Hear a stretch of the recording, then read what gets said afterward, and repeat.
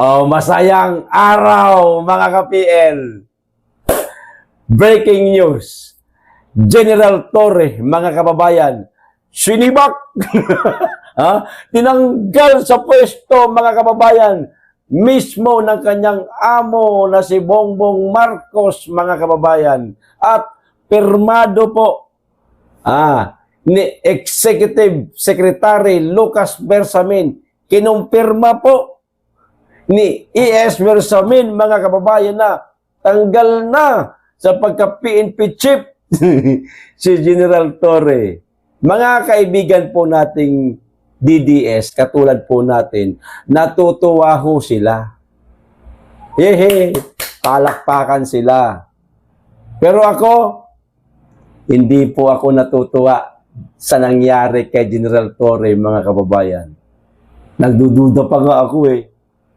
Tandaan po ninyo, mga kababayan, napakalaki pong papel na ginampanan ni General Torre sa pag-aresto o pag-kidnap kay dating Pangulong Rodrigo Roa Duterte, pagkubkob sa Kingdom of Jesus Christ, ganoon na rin sa pagtugis kay Pastor Apollo Kibuloy. Tapos, bigla-bigla na lang iiwan, bibitawan, tatablahin ni Bongbong Marcos. Magduda ho kayo. O eto yung balita. Basahin ko po, mga kababayan. Torre, inalis sa pwesto bilang PNP chief. Maliwanag na yan, ha? So, hindi na siya PNP chief ngayon. Baka mag-boxer na siya. Mag-boxing na lang. Maraming haka-haka po yung ating mga kababayan kung saan sa ililipat na pwesto. Pero hanggang haka-haka lang muna sa ngayon. Nirelieve sa pwesto ng Malacanang. Di ba? Malacanang mismo, si Philippine National Police o PNP Chief General Nicolas Torre III, mga kababayan, maliwanag yan. Sa relief order na may petsang Agosto 25, 2025 ay pirmado ni Executive Secretary Lucas Bersamin at ito ay magiging epektibo agad-agad, mga kababayan. Hindi pwedeng sunod na araw pa, hindi pwedeng susunod pa na linggo, susunod na buwan, agad-agad. Hindi kayo nagdududa? Agad-agad? Agad-agad. Saan siya ililipat, mga kababayan? At gaano na naman kaya kalaki ang kanyang papel na gagampanan dito sa kanyang lilipatan? Kilala ho natin si Torre, mga kababayan. Pagdating sa pagsunod sa kung sino man ang kanyang amo, talagang 101% o baka nga 150% pa eh. Yung kanyang gagawing pagsunod alang-alang sa kanyang amo. Ganyan magtrabaho yung mama na yan. Kung halimbawa ikaw ang bossing niya, napakaswerte mo. Torre, gawin mo to. Ay gagawin talaga niyan.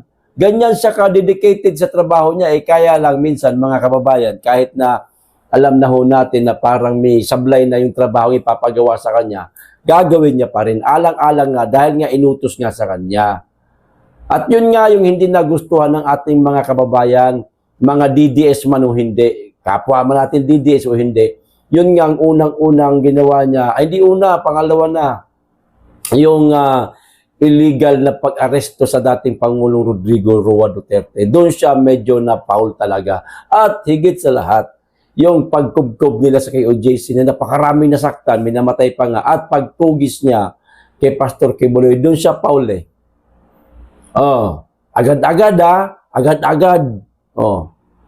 Inatasan din si Torre na siguruhin ang proper turnover ng lahat ng mga usaping dokumento at impormasyong may kinalaman sa kanyang tanggapan. Kita nyo na.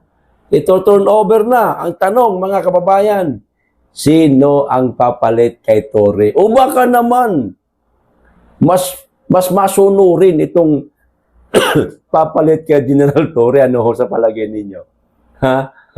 Kung si Torre excuse me, nabansag ang bulldog, baka,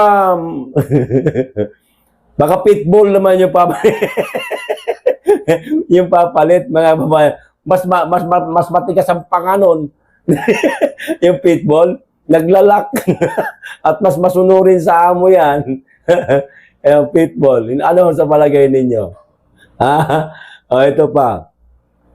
Walang ibinigay na dahilan ng Malacanang kung bakit inalis sa pwesto si General Torre.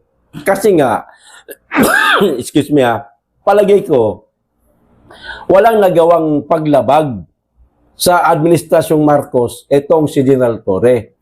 Sa madaling salita, nirelieve siya sa kanyang trabaho bilang PNP chief na walang nakitang mali, palpak si Bongbong Marcos.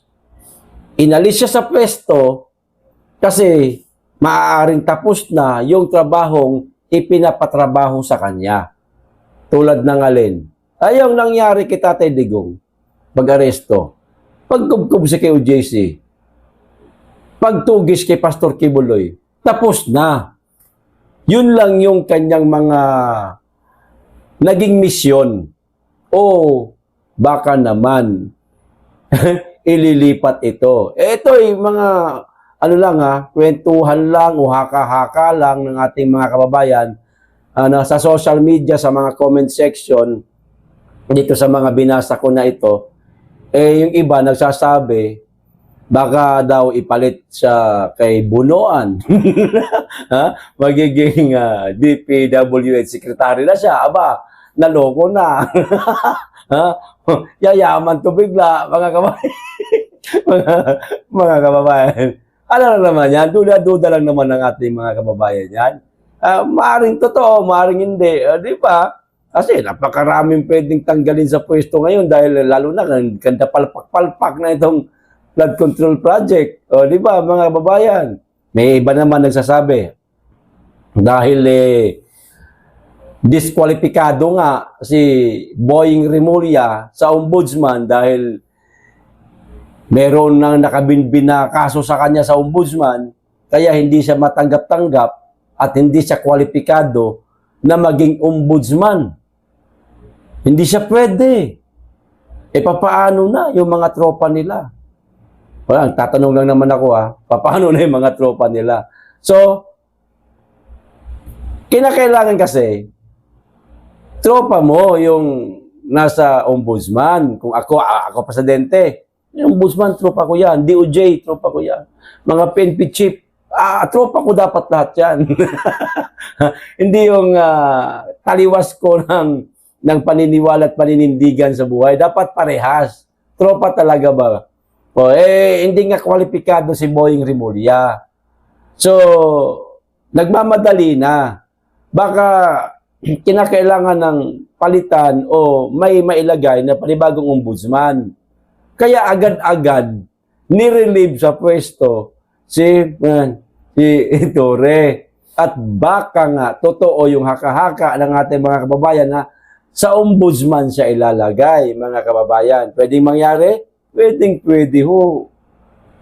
Pwede kanila ito administrasyon nila ngayon Di ba? May pagdududa pa ba? Ayon nga kay Attorney Rowena Guanzon, mga kababayan, meron di umanong tawag nito, bagong misyon. At eto na nga, mga kababayan, kapapasok lang na balita. Nahalukay ko po. Bagong-bago lang to, mga kababayan, May ipinalit na po, mga kababayan, kay PNP Chief General Nicolas Torre III. Eto, basahin natin, kapapasok lang, 9 minutes lang, Buti nagbukas ako ng cellphone.